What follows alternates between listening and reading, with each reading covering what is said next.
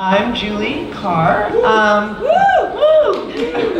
Yes, still Julie Carr after all these years. I'm happy to be here. This has been an amazing 24 hours. Really just mind-blowing. So like, just kudos to the organizers and to this amazing city, and to everyone for being here and caring about it. How great. So we a little bit of false advertising on my end, because I had an idea about showing a video that I made, this multilingual video. A couple of you guys saw it already, and I kind of felt done with it, and also it was too long. So I did something completely different. So just in case that's why you came, because it's in the description. I know it's not why you came. All right, so this panel is described as experiments in translation, maybe better experiments around translation, and we'll hear from our four different contributors. Ghazal Mosadeq here on the Zoom from London, where I think she can see me, but she can't. So good that she can join us from there. And then, so Ghazal will start us off, and then Mónica de la Torre will go second, I'll go third, and then Daniel Borzutzky will go last. We've been told that time is not so tight today, so we're starting late. We'll end a little into 11, and the next panel, everybody's fine with that. We're not imposing on anyone else's time. So just so you know, that's how it's going to go. So we'll start it off with a reading. And yeah, also, this is a reading as opposed to like talks, but I'm actually going to give the kind of talk, so forgive me for being a little academic today. Okay, over to Ghazal. I kind of heard, yeah. I can hear her, but yeah. Oh, now I don't hear. Oh, I'm on right now? Oh, yes. Okay, so I start. Well, hello everyone. Julie, no, I don't see you. I just see an empty room with like Sean in the image, and I don't see the room, and I don't see the speakers, but hello to you, and so glad to be here. So sitting here in London. I read from a pamphlet that's going to be launched today at 4 o'clock in Cafe Istanbul by Tripwire. This is the pamphlet, but sorry, I'm actually not reading from the pamphlet that's going to be launched, because it's going to be launched there, and hopefully some people will be there. I'm reading because this is the longer poem from the parts of this pamphlet that is of this poem that is not in the pamphlet. And I felt related because this is a bit about history of Iran in the 19th and 20th century, and with all that's happening, I thought maybe would be relevant to go into some completely unexplained fragments of the history that is left. You might see some Persian words there that I left them kind of suspended to register the different levels of understanding and misunderstanding. So the first part of it is if, and then, which is a story of a canary that belonged to the around 1930s poet laureate of Tehran, who was a very progressive statesman as well. The canary went to, I imagine the canary going to the Golistan Palace, which is a palace in the Qajar era. The Qajar dynasty right there. And now that, I don't know if people know that because of the American bombing, that palace is severely damaged. So I thought it's good to think about that. this, and then that it's strange that I'm talking about kind of demolition of the palace here, but this was years ago. Did I have an idea that to the poor palace? But anyways, I start. Identical moments find us. You fly past the Avon, along with cooling wind. Fly past windcatcher towers, blue-green tiles, through lattice windows, long hall, and syllables in chess. You fly over a music box, 2 canaries inside it. You fly over a galleon base, covered on it canaries of marble. A canary flies in, sits on the edge of the peacock throne of pigeon blood rubies. Silence carries the day over monotony. Better now? Monotony wins back. Then again. Thank you, I feel much better now. There's siesta, afternoon, 56 pieces of marble over little monsters' shoulders, against emerald and gold, draped in half light, shaded by the canopy, green gold in the shadows, an alabaster dais, gilded thread. My throat, between types of song and modes of life, prolific silence, the age of gramophones and famine. Before dawn chorus, echo of dry grains gliding over a copper tray, starved neighbors awake.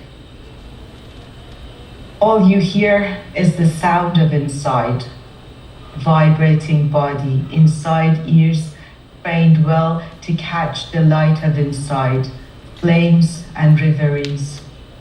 The water you swallow, inside vestibule, vibrates.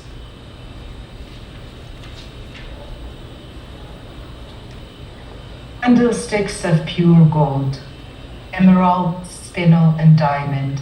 Death can occur in a canary. My young yellow cousin dropped from the sky, and the Kiani crown, or broken glass, dusty, sharp edges. His throat, crimson rubies. Then bright eyes pierce the ground, locate turquoise. Could you look at me in the eyes? I read in a letter, where you imagined my eyes would be on either side of the skull. People, birds, eyes. Could you look at them, knowing eyes transverse the light? Why did we lose our sight? Why could we not tell our adolescent monarch from occupiers in dust?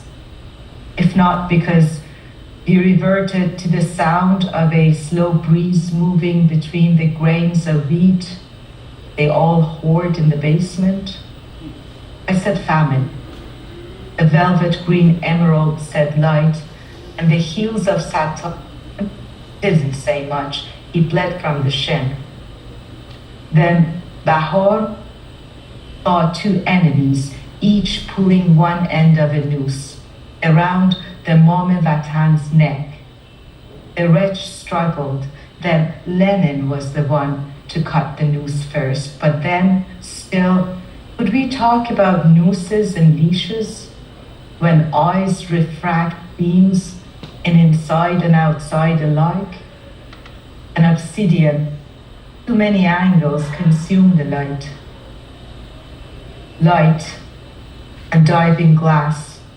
What is the perception of absorption? Organic waves reflect inside the skull, illuminating thoughts, munawwarul fikr. Their images on the newspaper before and after the assassination. When you look at me, a fraction of light transmits through your smile, detectable by unarmed eyes. If that light must erode, would you warn me in readiness Would you look at me? Would you smile? I stumble at night, finding you, finding me, and then hide.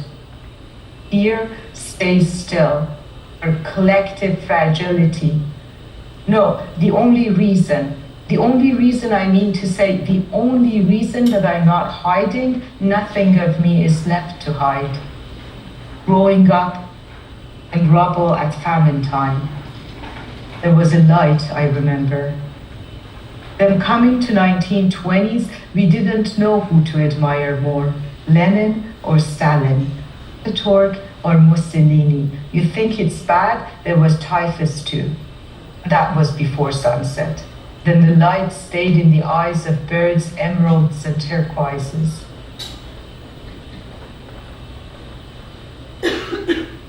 Physical silence germinates, pours first like a smoke ghost, and then of a latex kind of material surrounding a palace, so much to be silent about in the labyrinths, but also so many things other than words can happen to fill the silence. Hydrogen, for instance, between and inside and around the emptiness. Death can occur on the streets. To feel the emptiness, they called up local looties, home hooligans, ill repute rebels, zombies, and the agents provocateurs, rising against the honor of life that had stopped for a while. Was it a stylistic failure or vulture language that I overheard? When low can become high, then high becomes low. What the difference does it make? Canaries are the only birds to hear both low and high frequencies. You don't need to speak otherwise to hide things. Shake, be shaken. Yes, they were bad, but we're sympathetic. All local looties, home hooligans, rebels, zesty zombies, and the agents provocateurs came to help you from the voice of that monster that says, hello, me again, but that is not him again, or that is him, but for the first time. There is this lie we all buy that bounds us with bandits. A wine shop in Tabriz serves you a syrup, broken glasses, and white flags. Orhan scorned that husband. Bring me some wine who can drink. Bring me someone who can drink wine from 2 glasses. No lack of destitute. This world is in short supply of guilt-ridden glances and broken hearts. Didn't we line up on the side of the road? Didn't we say walls restore blockades? Didn't we fear the whole city brought down? Then didn't Tabriz resist for 11 days? 300 roses and a chrysanthemum, didn't that shake the Gulistan palace? Was it fair, though, you think, to shake such beauty, making the chandeliers clink like it was an earthquake? Think about the earthquakes then, 100,000 bodies then. Think about that horse ran from Tabriz to Tehran. My 7 minutes.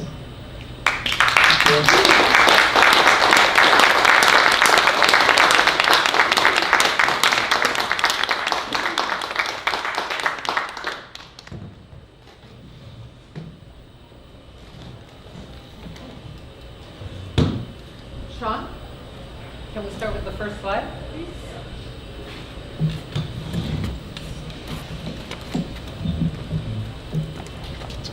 How's this? Okay, good. If I don't read straight into the mic, can you all hear me? Yeah. Or is it weird? It's good? Okay, here we go.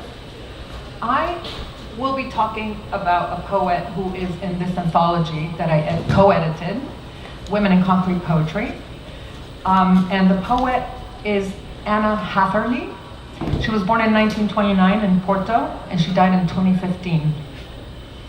Hatherley's body of work fervently dismantles false dichotomies.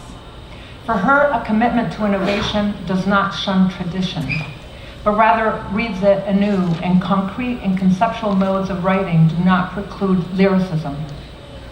All elements coexist in elegantly analytical, beautifully complex arrangements that are as open-ended as they are rigorous in their exploration of process. They enact a radical politics through their ambiguity, kineticism, and refusal to accept an official view of literary history that failed to acknowledge the experimentation and slipperiness at the heart of medieval and Baroque writing, which engaged visuality, wordplay, and combinatory procedures. Think of rebuses, anagrams, labyrinths. Hatherley was a member of Portugal's Poetics group, Poetics standing in for Poesia Experimental.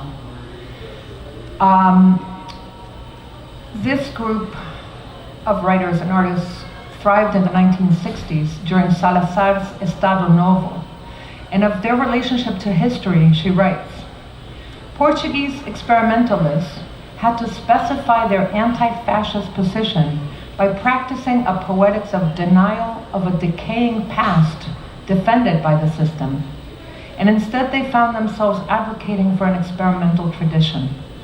If to some this might sound like an oxymoron, it was a central tenet of the Poetics movement. They saw themselves as continuing a legacy which the state insisted on denying. The poems rescue, wait, I got lost. The poems I'm going to read are 31 variations. I'm not going to read all 31 variations, but I will just say that one of the things I love about these poems is that they rescue Leonor, who is a character in Luisa Camões, a rondel of Luisa Camões, and Luisa Camões was a foundational poet of Portugal. He wrote the Lusíadas in 1572, and it is interesting that a canonical figure credited with fixing the language be set in motion in a series that goes from lush neo-Baroque lines to pattern poetry, from a column of neologisms to a blank page. Anyway, I will just begin reading, because if I continue, I will lose time. Next slide, please. So the next stanza. Next slide. There we go. Okay. So the stanza of Camões is: Descalça vai para a fonte, Leonor pela verdura, vai formosa e não segura. Barefoot she goes to the source, through the lushness, Leonor, lovely she goes, but not surely. Variation 1. Hatherley also translated the variations to a caption that explains it. So the description of this is the first thematic elaboration, discourse without interference. Here we go. Variation 1.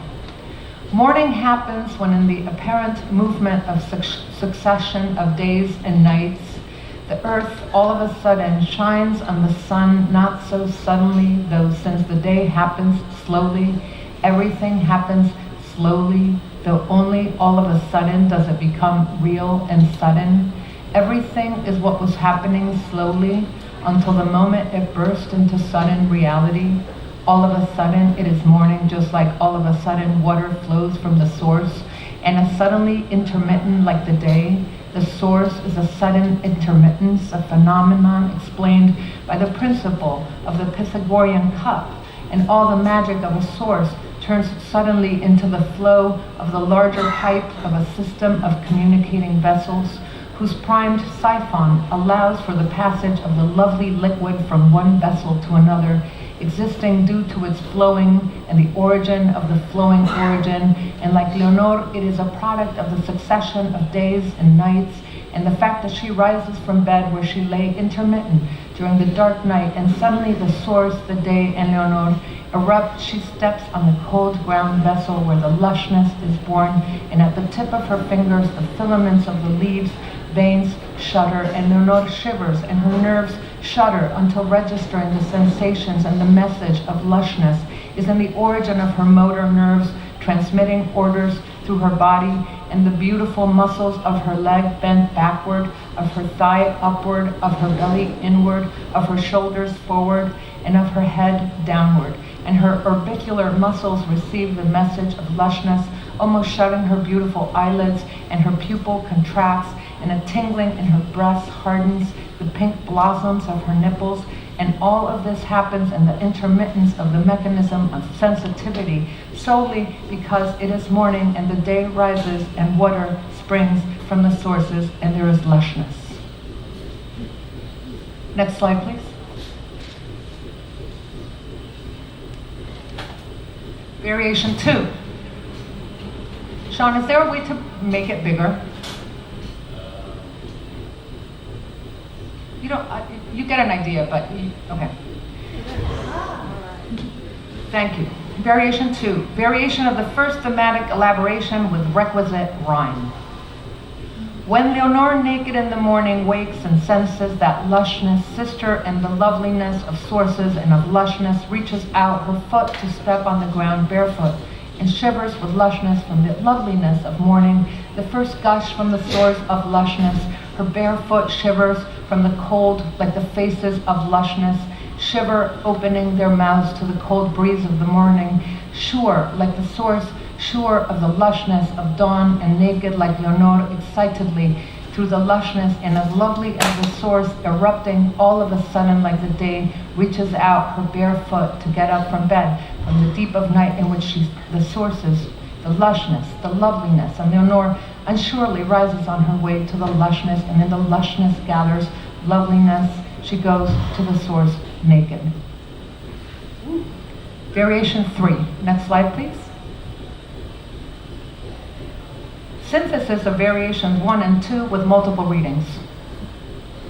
Leonore, when in the morning, waking, was naked, sister of loveliness, of the sources of lushness, then reaches out her foot, steps on the ground barefoot, shivers.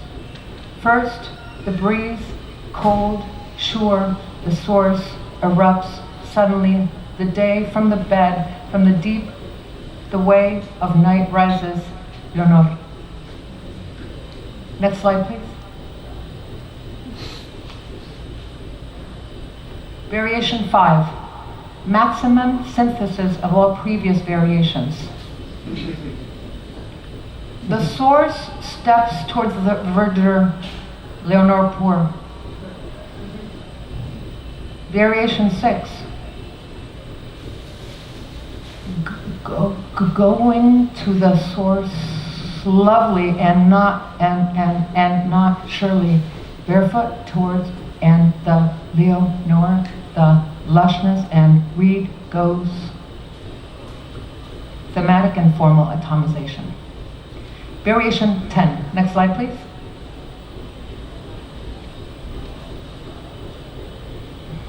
If it could be made a little larger. There we go.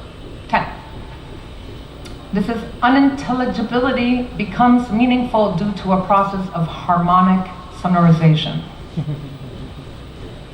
Honoros source candlegozalscape honorian ars elars eolota alsapa alsaveli honoriuti onlor rodis leobur honoralso leorveli alsaros lovelyful paralina seolor.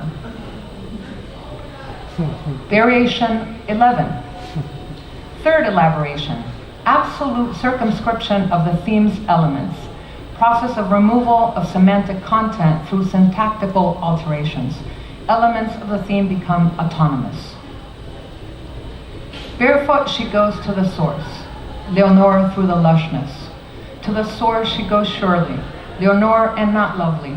She goes barefoot, lushness goes, Leonore through the lovely, and not surely, lushness, and does not go to the source. Leonore goes, and she goes barefoot, through the source, to the barefoot lushness. The source goes, barefoot. Through the Leonore lushness, through the sureness, though the lovely, through the barefoot, through the not going, through the Leonore goes and not toward, through lovely, not to the source, and Leonore goes not lushness, through the barefoot to the sureness, and not to goes, not to the source, Leonore to surely, she goes to the not barefoot. Next slide, please. In the interest of time, I will just read the translation. Thematic reformulation through absolute concretization. Visual elements semanticize the poem. Read Leo Nor. Next slide, please.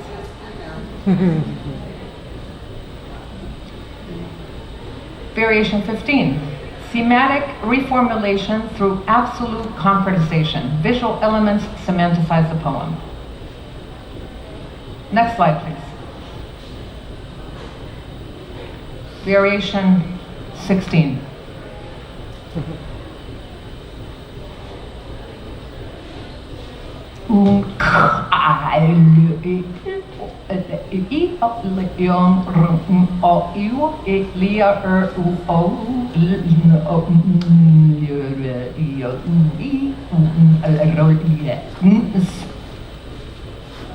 Next slide, please.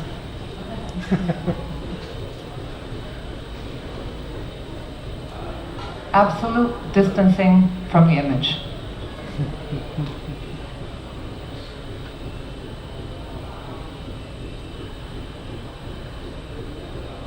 Next slide, please. Variation 18. Leonor! Yo, no. Not me. Ideographic formulation. Visual elements semanticize the poem. Variation 19. Next slide, please.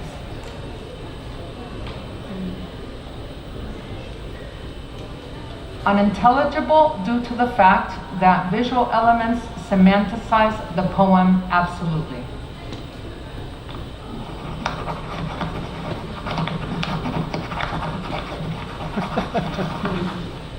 Next slide, please. Variation 19. Unintelligible due to the fact that visual elements semanticize the poem absolutely.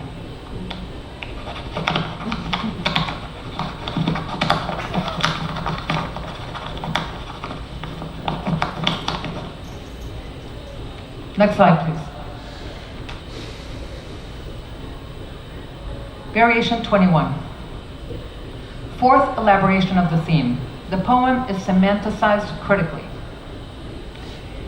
In the centuries AD, we see the transformation of the concept of space into aesthetic factors allowing luxurious dislocations on foot, the automobile element used by evolved primates in the sector of successive forests, much appreciated for the epidermic sensation, referred to as lushness, which then provided individuals means of subsistence in a corporate organization to which attributed the designation of lovely, obscure edema, whose adequacy was lost in successive semantic transformations.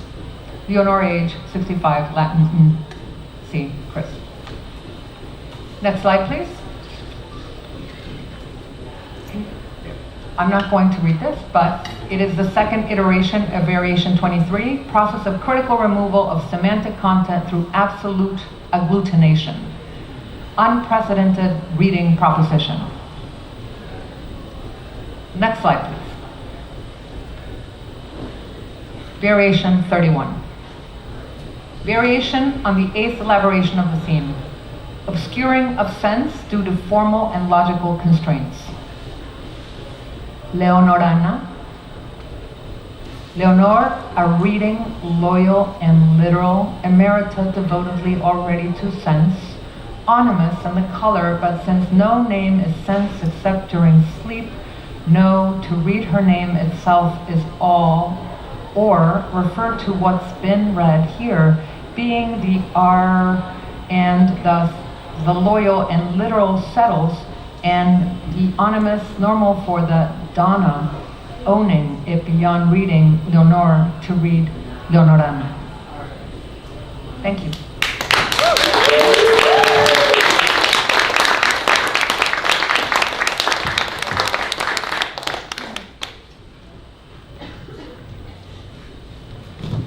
Wow, that was amazing. Everyone can hear me good? Yeah. All right. So, let's see here. I'm going to be talking about Apollinaire. Gilles Apollinaire. Can we? Yes, there we go. Okay. So, El unique cordeau des trompettes marines.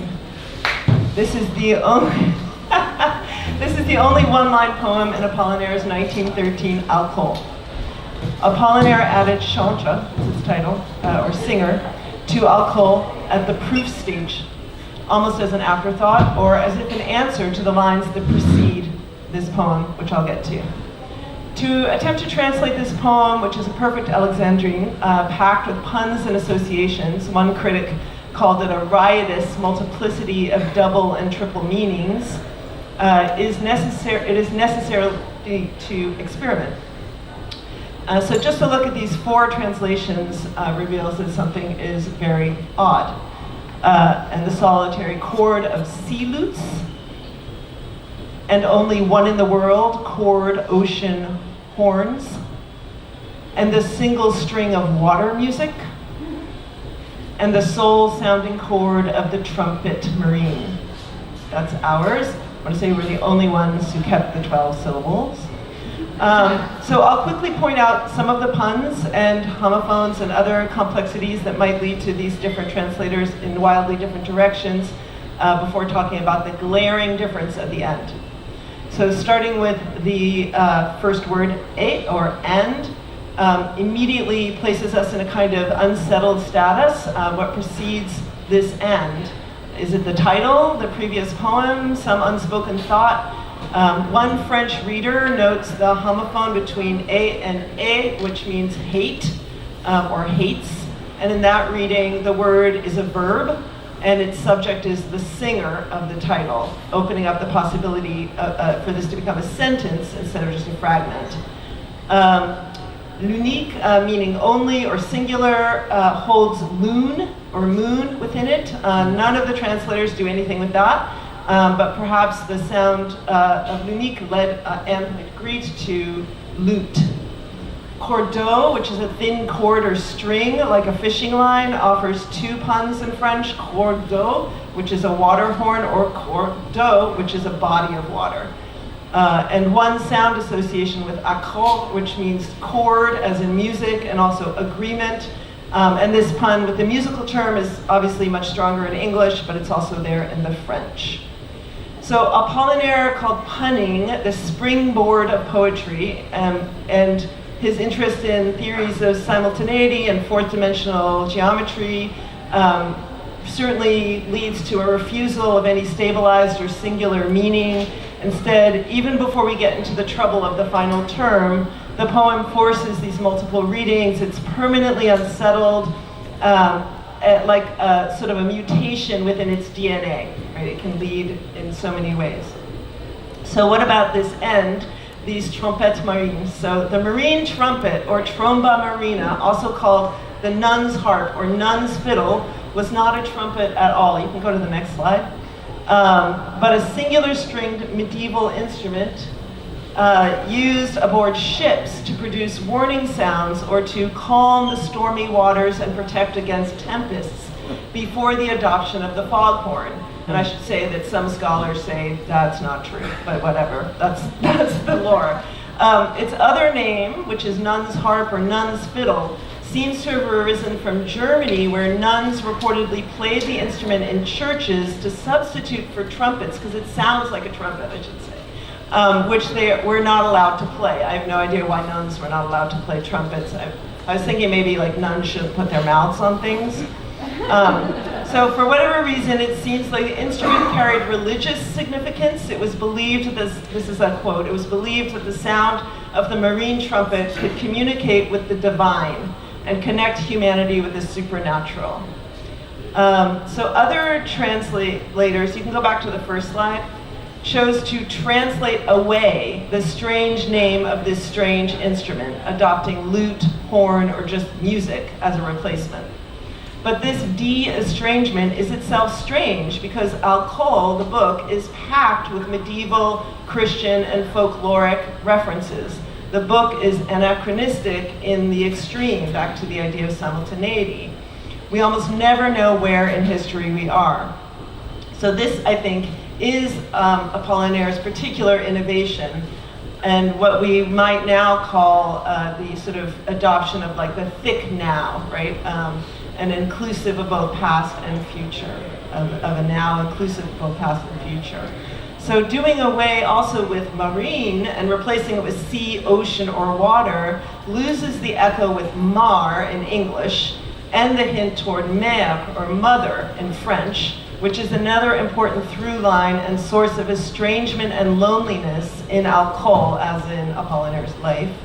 The reader who heard hate in the end carries this hint of mother, so this was a French reader, carries the hint of mother in marine backwards to the cordeau, or chord, which led this reader to offer the following radical translation of the poem. The singer of desire, you abhor the irreplaceable bond that ties us to the mother's sex. Right? And this reader got to the mother's sex because of the word trumpet, which is like the shape of the fallopian tubes. So you see how wild one could go. The poem's internal vibrations and sonic resonances press us to loop back and forth throughout, finding new and weirder associations.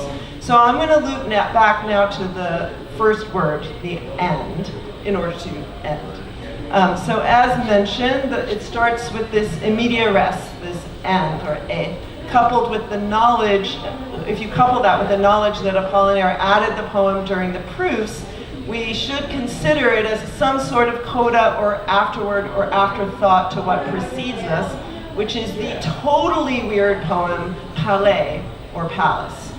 So this poem, which I'm not going to read the whole of, is sexy, hungry, obscene.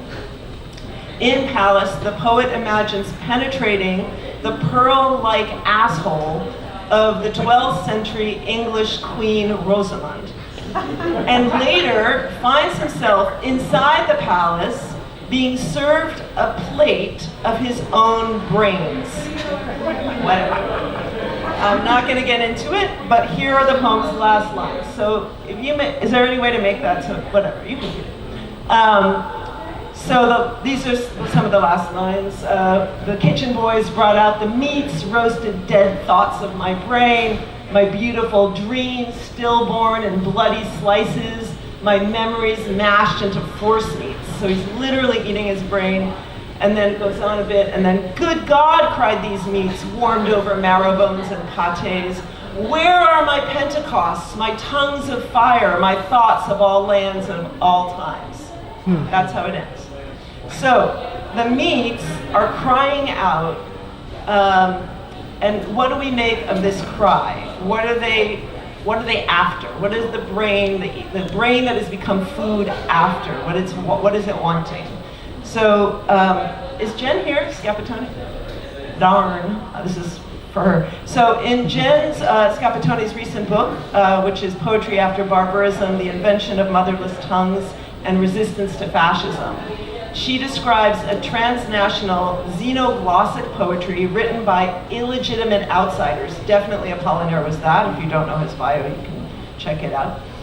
In a language of what she calls motherless tongues, in which the strangeness of foreign languages that are adopted, borrowed, or unprofessionally wielded act as a rebuttal and refusal of the so-called pure or pristine national languages imposed by fascist regimes. Makes sense? Okay. Throughout the book, Jen also draws on the early 20th century multiracial transnational Christian movement of Pentecostalism as an analogy or an example or a kind of seed for the poetry that she's engaging.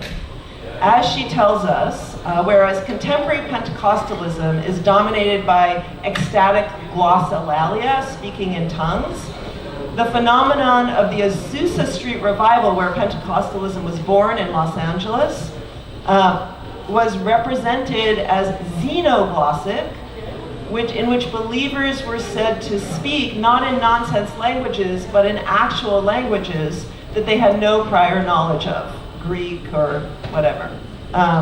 This was also happening within spiritualism, the movement of spiritualism, sort of around the same time.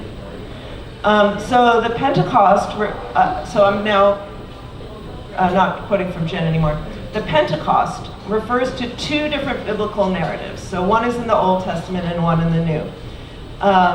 In Leviticus, the Pentecost is the harvest festival of Shavuot, which was celebrated 50 days after Passover, so coming up. Since the period of the Babylonian exile, the festival has been associated with the moment when the Israelites, still in the desert, received the Torah in the form of the tablets that, as you probably know, were originally shattered when Moses drops them, and so had to be delivered twice. This errant text is broken on arrival, is wayward and diasporic, because they are still in the desert when receiving it, and has been under constant commentary and revision for 2,600 years. In the Christian Bible, the Pentecostal feast reappears, and during this festival, quote, a divine breath is said to have, this is Jen, descended upon the followers of Christ, bestowing upon them suddenly the ability to speak in languages previously foreign to them. Thus, in both instances, the Pentecost refers to a moment of language or textual reception in which the divine language is at the very same time a singular voice of God and a polyvocal, broken, errant, and multiple text or tongue. So, perhaps, in the surreal scene at the end of Palais, in which the intellect, having penetrated the halls of power, becomes nothing but a sickening meal. Does this seem familiar to anyone? We were talking about this earlier. This is the state of academia, so I'll just repeat. In which the intellect, having penetrated the halls of power, becomes nothing but a sickening meal, eating its own self. Something radically other is needed. A breath from elsewhere that might reignite the tongue, allowing it to speak outside of itself, to send out a soul-sounding chord, that's our translation, a soul, pun on soul, sounding chord, a would-be universal Pentecostalism that in its singularity carries the multiplicity and errancy of pun, the strangeness of all lands, of all times, and even the mother, mer of the sea, across which we now, and especially now, send out our songs. Thank you.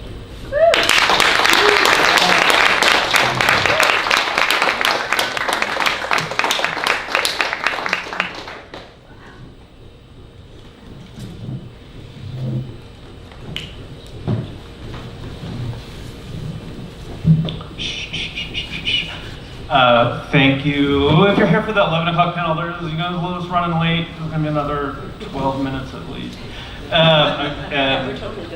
Okay, okay. And thank you to whoever shut the door. Thank you, Julie, so much for bringing us together. Thank you all for coming this morning, and to the organizers. I'm also going to talk about biblical gross consumption as well. So I'm going to read from, this is a kind of a bridged version of a longer piece that will come out in McSweeney's in August of this year. It's called When Your Words Came, I Ate Them. And this will take about 12 minutes. It's not that I'm a bad writer, a critic wrote about one of my books. Rather, I appear to be writing as a bad writer on purpose.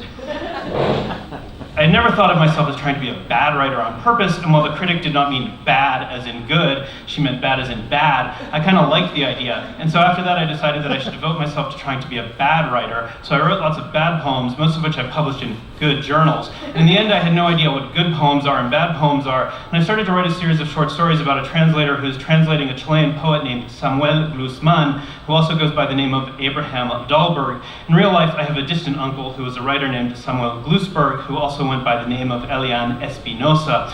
Long story. Anyway, my Samuel Glusman, the protagonist of my stories, had lived as an exile in many places, as Chilean exile in many places, and at different times in his life he wrote under pseudonyms. His first publications under the dictatorship were pseudonymous out of necessity, but then he continued having pseudonyms, and like Kierkegaard, he believed that each pseudonym had different aesthetic and ethical purposes. He said that he published his bad poems under one name and his good poems under another, yet he never specified which were bad and which were good. And so in one of these stories, I, the narrator of the story, or me, was giving a poetry reading with Glusman as his translator at a Catholic university in Indiana. But on the day of the reading, there was an enormous snowstorm, but they didn't want to cancel the event, and so we had the reading even though no one came to it. You see, Glusman had been publishing for about 40 years, and only in the last few years had he received a significant amount of recognition, and he was uncomfortable with this recognition. When I found him in the hotel lobby, he said, "I know what we should read today." He said, "I'm working on a new manuscript that brings together 30 years of my poems that I thought were never worth publishing, not even under the name of my most abject pseudonym." "These are different from the manuscripts you burned?" I asked. "Yes," he said, "those were filled with mediocre poems. I only want to publish the really bad ones. And now that people are suddenly interested in my work," he said, "I've decided that I should try to do something to make them a bit more disinterested again. But I'm stuck on page 737, he said. "I'm obsessed with getting this page right." "What's wrong with 737? "It's too good," he said, or too bad. "It's not good enough in its badness to justify keeping it. I can't give it up, though. I have the irrational sense that if I get rid of page 737, then the entire book will fall apart." You know what I mean? And so soon a graduate student named Jonah came to pick us up, and we walked through the snow, and he told us about his dissertation, which is something to do with Nicanor Parra and the politics of milk distribution and the privatization of Social Security. And our feet were soaking, and when the introductions to the reading finished, the three people in the audience clapped. Father Malloy, our host, said, "And today our honored poet will be joined by his translator, David Borzutky. None of my books or accomplishments were mentioned, and my name was wildly mispronounced." I smiled and walked to the podium. And so soon we launched into a reading of a series of newer poems that, according to Glusman, may or may not have been translations from a 17th century North African Kabbalist. The poem started with cannibalism in Ezekiel. Ezekiel eats the scroll and it tastes like honey, and with this pleasant assimilation of the word of God, Ezekiel must now go and talk to the impudent Israelites. God is so pissed, and Ezekiel tells them that because of their abominations, the following misfortunes will fall upon them. "Fathers shall eat their sons, and sons shall eat their fathers, and all of you who remain I will scatter to the winds." From Ezekiel, the poem moved to Jeremiah. "I will make them eat the flesh of their sons and daughters." Leviticus, "You will eat the flesh of your sons and daughters." Kings, "We cooked my son and ate him." Lamentations, "Compassionate women have cooked their own children." Deuteronomy, "You will eat the fruit of the womb, the flesh of the sons and daughters the Lord has given you." And again, Deuteronomy, "He will not give anyone the flesh of his children that he is eating." So the poem wound its way through these many examples of biblical cannibalism before finally ending up in a concentration camp in the south of Chile run by German Nazis and their, quote, native bitches. A Nazi discovers his poetry manuscript hidden in a floorboard of the shack the prisoners sleep in. This either enrages the Nazi or it amuses him. It's hard to tell the difference. When he finds the manuscript, the Nazi pulls the poet out of his cot and says, "If you want to be a poet, you must eat the words of God." He laughs hard because he knows the poet's manuscript is not the word of God, but, quote, just some silly little poems by a South American socialist Jew, three of the Nazis' least favorite things. The Nazi makes the poet sit on his lap and rips each page of the manuscript up into dozens of pieces, forcing the poet to chew and swallow them all. As the poet chews his manuscript, he becomes convinced that each piece of paper is the body of a poet, a body he must devour, swallow, and shit out. "It's got to be," said Glusman as we wrapped up the reading, "one of the worst things I've ever written." Pages 622 to 623 from "When Your Words Came, I Ate Them," the selected worst poems of Samuel Glusman, translated by David Borzutky. Blood verse, the origins of poetry. Once there was a king who loved poetry and whose biggest frustration was his inability to write it. One day, he summoned the most famous poet into his kingdom, to his chambers, and asked him to explain where poetry comes from. This was the king's final question, the one he should never have dared to ask. only possible explanation for poetry is that when I close my eyes, the words come out of my fingers, said the poet to the king, who wanted to understand where poetry came from. And so the king called the kingdom's most skilled masseur to his chambers and asked him to massage his fingers. But the words did not come out of his fingers. And so he called the poet back one more time. He said, "Are you sure that when you close your eyes, poetry comes out of your fingers?" And the poet said, "No, I'm not sure of anything, poet." And the king said, "But where did the words come from? I must know." And the poet said, "You are correct. There is more to being a poet. You must also put a gag in your mouth to redirect the words so that they can flow out of your fingers." But the poet said, "It cannot be a fresh gag. It has to be a gag that has been in many other mouths. You see, you need to take into your mouth the sorrows of your people before you will be able to write their deepest dreams and desires." The poet took great pleasure in stuffing the gag into the king's mouth and tying it around the back of his head. Now once more the king closed his eyes and tried to write a poem, but the words would not come, and so he snapped them and said, "Poet, come to me." "It's not enough to simply be gagged," said the poet. "You must take off all your clothes and bind your feet and tie your hands behind your back." Because the king's truest desire was to be a poet, he did what the poet said. Now the poet took great pleasure in fastening a thick rope around the king's hands and at the bottom of his legs. Now the naked, gagged, blindfolded, and bound up king was on the floor of his chambers. The king was starting to feel things. "Yes, I can feel the words," the king thought. "However, with my hands tied behind my back and my eyes shut, I am unable to write."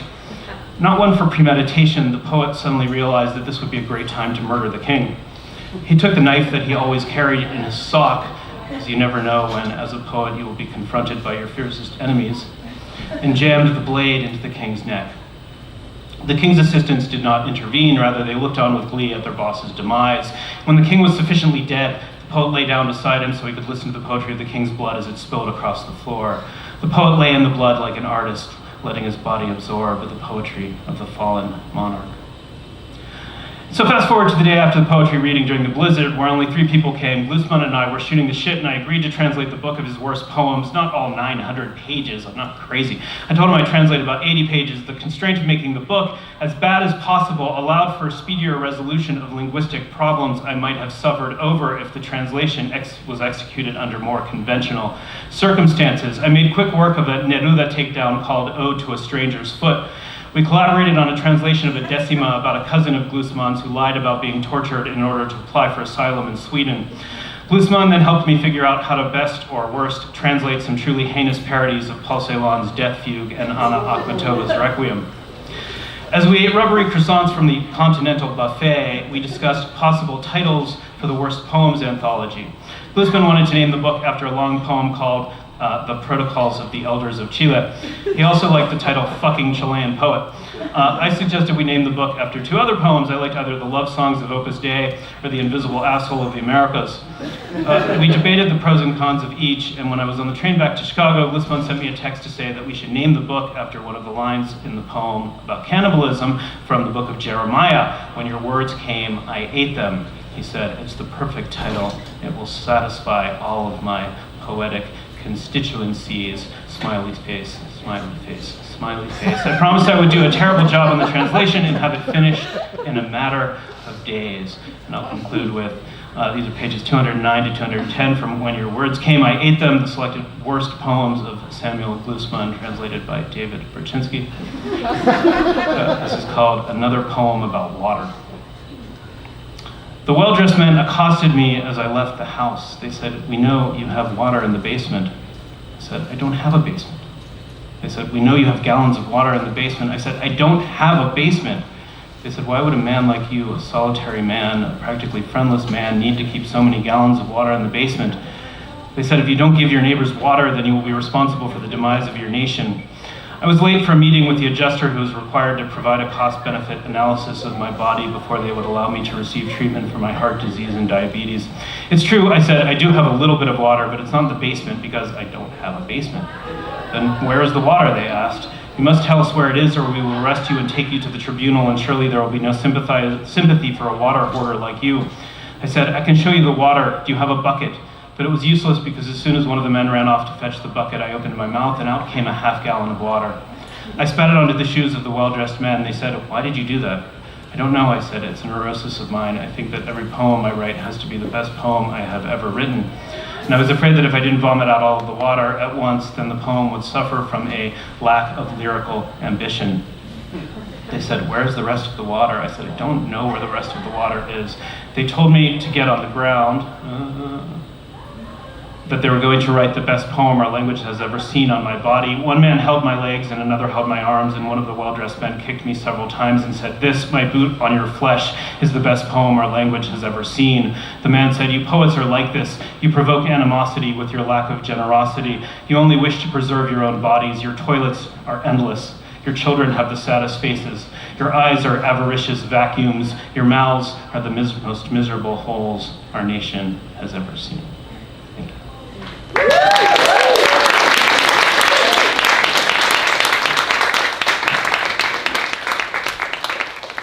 Wow, okay. I don't think we really don't have time for a Q&A to make time for the next panel, but thank you so much, and if you want to talk to us, we're still here. So thank you.